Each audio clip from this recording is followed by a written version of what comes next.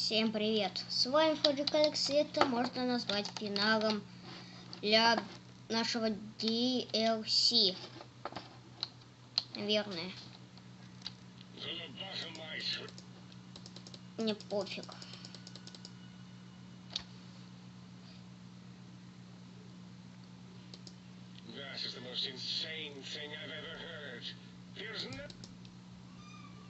Наука 100-го уровня.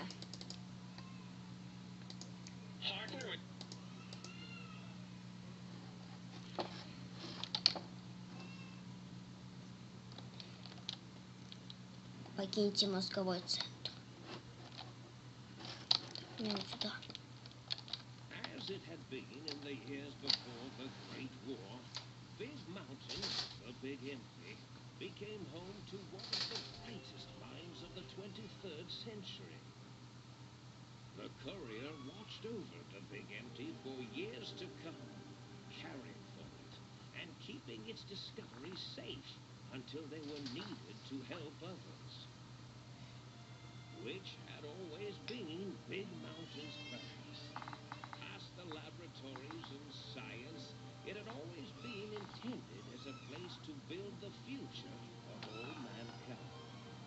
The SYNC Central Intelligence Unit was impressed by the amount of exploration the courier had undertaken. Facilities believed lost, destroyed, or ones that had simply gotten up and walked to new locations had been rediscovered by its intrepid new master. Internally, the artificial personality debated as to whether it preferred the old management to the new, and concluded that the courier's thorough approach to research and investigation was admirable and worthy of its respect. Dr. Mobius continued his research undisturbed in the Forbidden Zone. As much as he had attempted to create better scorpions, he tried the same with humanity, with considerably less success.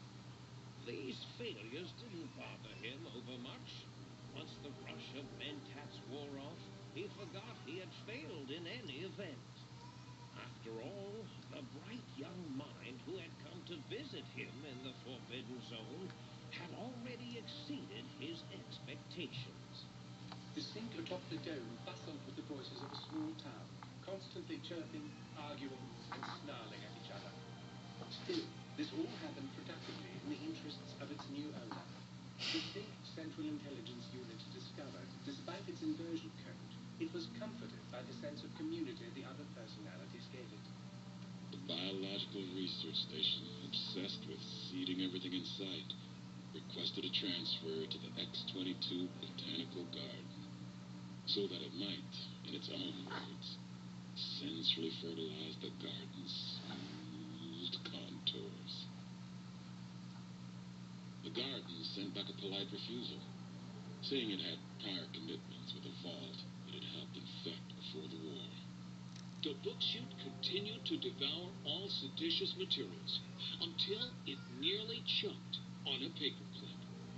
It adamantly maintained it was a Chinese paperclip, and the whole thing had been an elaborately orchestrated assassination attempt. Whatever the reason, it slowed down for a while, carefully appraising each document and clipboard that came to it. The light switches continued to bicker and flicker. This persisted until the day someone dropped a flashlight in the sink, and the two of them united in their hatred of the showboat. One of them eventually transferred to the Lightwave Dynamics plant and began a long, unrequited affair with one of the holograms. The thing continued to ruthlessly scrub any particulate matter that came near it. Eventually, it gained access to the magneto-hydraulics plant and nearly flooded all the Big Empty in an attempt to scrub the crater clean. Once it learned of the innovative toxins plant, however, it gained new purpose. It sought to develop antitoxins flush into its drains and counteract the poisons bleeding into the soil.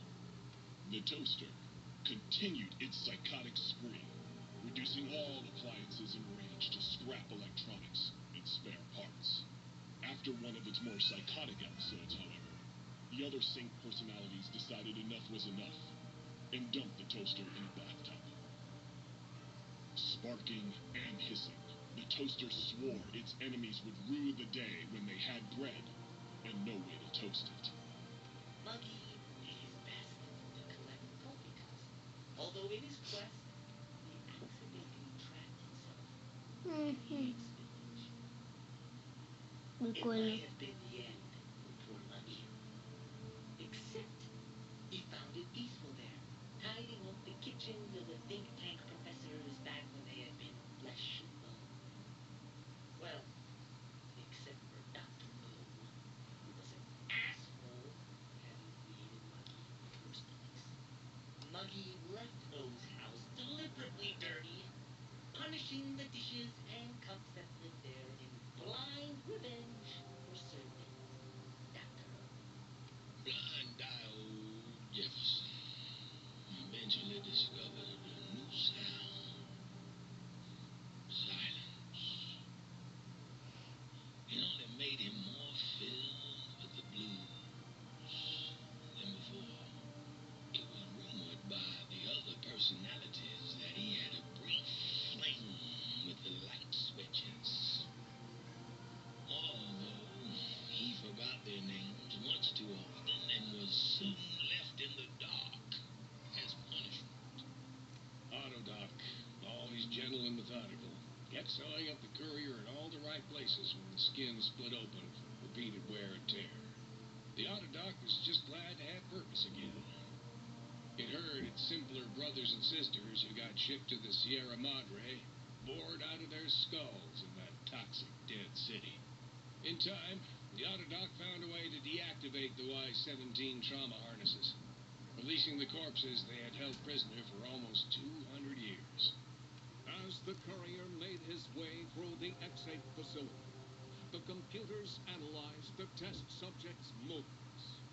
They eventually created new cyberdogs to root out commie traitors from the wasteland. Traitors like Betsy Bright, Richie Marcus. Although they couldn't seem to find any commies, so they turned on themselves, howling sonic barks that echoed miles across the landscape. The infiltration program in X-13 continued to scan for the subject and the stealth suit prototype long after the test was over. Frustrated and unable to find its lost technology, X-13 expanded its network of laser tripwires, sensors, and robo-brains out across Big Mac. This glittering blue light-beam forest cleanly bisected anything that entered its depths, slicing them into small segmented parts for easy disposal. The courier, organs intact, continued onwards, a little less heavy of step, but with all the organs in the right places, as they should be. After all, brains can develop a life of their own when left to their own thoughts, and the courier's brain was more clever than most. Dr. Klein and the think tank remained alive, unaware of the world outside. They looped through their daily routine, none the wiser about the world beyond, although perhaps wiser was the wrong word. The world outside belonged to the courier, and if anyone would shape it, well, the courier had already called dibs. There is an expression in the wasteland, old world blues. It refers to those so obsessed with the past they can't see the present, much less the future, or what it is. They stare into the what was, eyes like pilot lights, guttering and spent, as the realities of their world continue on around them. Science is a long, steady progression into the future. What may seem a sudden event often isn't felt for years, even centuries to come. In the times following the Second Battle of Hoover Dam, however, old world blues took on a new meaning. Where once it was viewed as a form of sadness, nostalgia, it became an expression describing the potential for the future. It can be easy to see science as evil, technology unchecked as the source of all ills, all misfortunes. With the courier at the helm, science became a beacon for the future. There was old world blues, and new world hope, and hope rule the day at Big Mountain. We could say more, but the stories in the Big Empty speak for themselves. Now armed with the transported Ponder, the courier could return to the dome at any time and crack open the secrets of the Big Empty one by one. The sink sat vigilant, waiting for its master to return, shoes covered in Mojave dust. Only one road yet remained, and it was one the courier had to walk alone.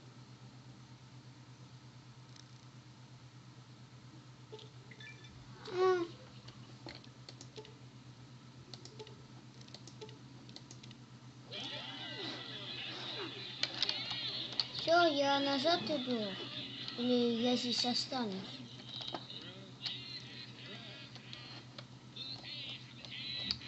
А я могу назад вернуться?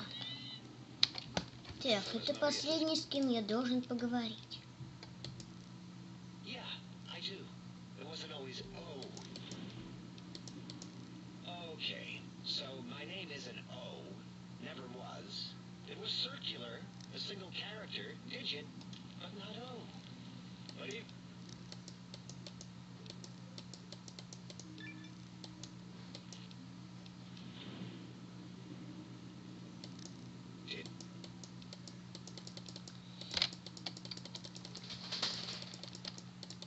Так. В общем, я понял. Я никогда отсюда не выберусь. Это очень плохо. Это реально ужасно. Почему я отсюда не могу выбраться? Ребят, если вы знаете, как отсюда можно выбраться, и можно ли вообще отсюда выбраться, пожалуйста, напишите мне в комментах. Ну, тогда мы начнем прощаться. Подписывайтесь на канал, ставьте лайки, комментируйте, делитесь с друзьями. До новых встреч. Всем удачи, всем пока.